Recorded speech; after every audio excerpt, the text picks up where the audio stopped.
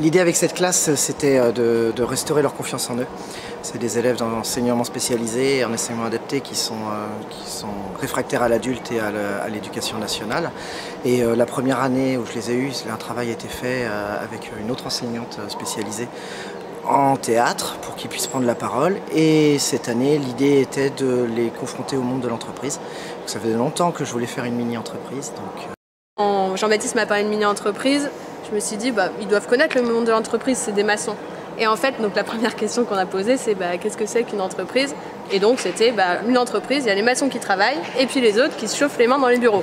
Mais vraiment, hein. Mais c'est vraiment leur perception. Et du coup, quand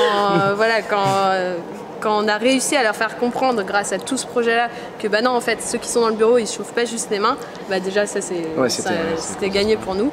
Et puis la fierté en tant qu'enseignant de voir les élèves qui ne parlaient pas au début d'année. Et moi, vraiment, pourquoi la mini-entreprise? Pas que pour les réa, hein, mais pour l'ensemble des écoles. Quand j'ai fait mon CAP, j'ai fait une licence en gestion de production, mais après j'ai fait un CAP et c'était horrible de faire un ouvrage pour le mettre à la poubelle. On fabrique quelque chose en béton ou en parpaing et puis après on le met à la benne à gravat. Ça n'a aucun sens et moi ça m'avait horripilé. Et je m'étais dit, si je suis enseignant, il faudra qu'on fabrique quelque chose qu'on vende, qui serve.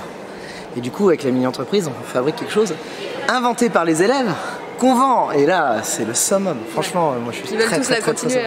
Ils veulent tous la continuer.